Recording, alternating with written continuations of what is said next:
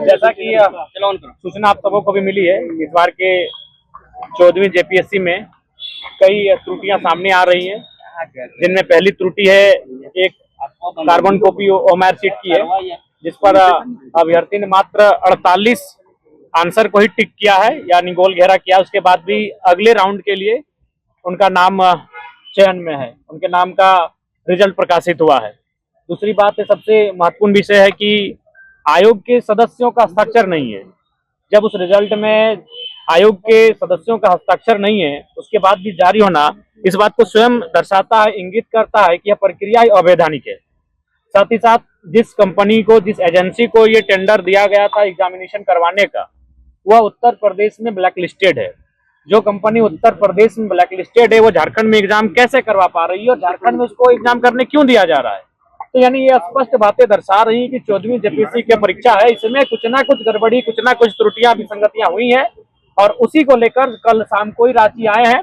सबसे पहले माननीय मुख्यमंत्री महोदय से सचिवालय में जाकर मिले। कल वन विभाग की समीक्षा बैठक थी, रात 8 बजे मुख्यमंत्री महोदय से हमारी मुलाकात हुई। उनसे मैंने इस विषय में विस्तार पूर्वक बातचीत किया। उन्होंने भी कहा कि इस मामले को हम लोग संज्ञान में ले चुके हैं, इस पर हम लोग गंभीर हैं।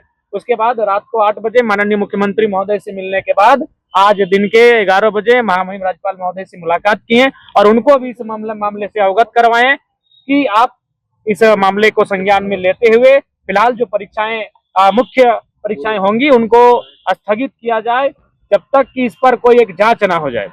महामहिम ने कहा कि इस विषय को हम लोग भी अखबार के माध्यम से जानकारी में ले लिए हैं और हम लोग भी रुचि रखे हैं। वास्तविक बात है कि इस बार जेपीएससी की जो परीक्षा है उसमें गड़बड़ियां हुई हैं और उन्होंने भी इस बात को दर्शाया कि जब आयोग के सदस्यों ने स्वयं हस्ताक्षर नहीं किया है, वो स्वयं मुख्यमंत्री को चिट्ठी लिख रहे हैं कि इसमें वो गड़बड़ी की आशंका जता रहे हैं, तो इस बात से इनकार नहीं किया जा सकता कि गड़बड़ी नहीं हुई है। कल दिल्ली में किस तरीके से छात्रों पे लाठीचार्ज हुआ?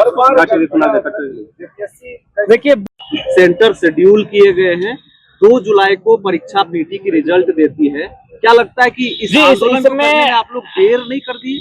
देखिए, बिल्कुल हम लोग शुरू में ही आए थे जब मामला सुने, देवेंद्र जी के नेतृत्व में रांची में कार्यक्रम भी हुआ और इसीलिए ये चाहते हैं कि आंदोलन ना हो, ये चाहते हैं कि गड़बड़ियों पे पर्दा दिया जाए, उसको पर्दे में रखा जाए। इसीलिए मात्र 15 दिनों में मुख्य परीक्षा का आयोजन किया जा रहा है, जबकि कम से कम उन्हें तैयारी करने के लिए 45 दिन का समय मिलना चाहिए।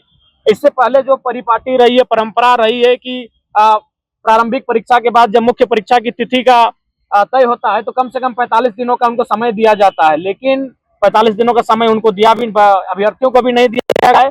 आनंद फानन में परीक्षाएं आयोजित करके ये चाहते हैं कि इसको मतलब रास्ते से हटा दिया जाए विवाद को। ये मेरा देरी पर सवाल था क्योंकि जनप्रतिनिधियों का जो है अधिकारी जवाब नहीं देते, नहीं सुनते। आपके साथ भी ऐसा है कि किसी अधिकारी को पत्र लिखे